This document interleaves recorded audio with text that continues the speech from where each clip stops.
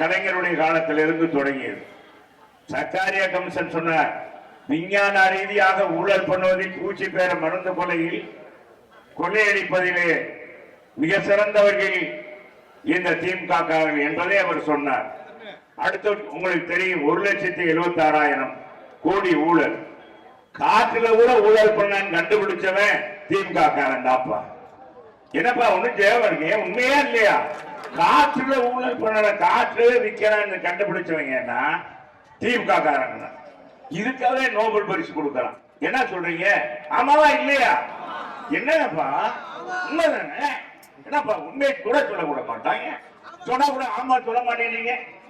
ஏப்பா இது மாதிரி ஒரு கண்டுபிடிப்பு செய்யணும்ல. ஏன்னா பாட்டிலுக்கு 10 ரூபா. இப்ப டாஸ்மாக் கடையில வாங்குற இப்ப போதை விற்கிறதே தப்பு. அந்த பாட்டிலுக்கு 10 ரூபா கண்டுபிடிக்க வாங்கலாம். ஒரு நாளைக்கு 15 கோடி ரூபாய் அதுல சம்பாதிக்கலாம். மாசம் 450 கோடி ரூபாய் சம்பாதிக்கலாம். வருஷத்துக்கு 10,000 கோடி சம்பாதிக்கலாம். விஞ்ஞான ரீதியாக பாருங்க எப்படி எப்படி கொள்ளையடிக்கிறாங்க. அதே மாதிரிதான் இங்க எல்லாத்திலையும் ஊழல் இன்னைக்கு வரிசையாக கட்டி கொண்டு இருக்கிறது.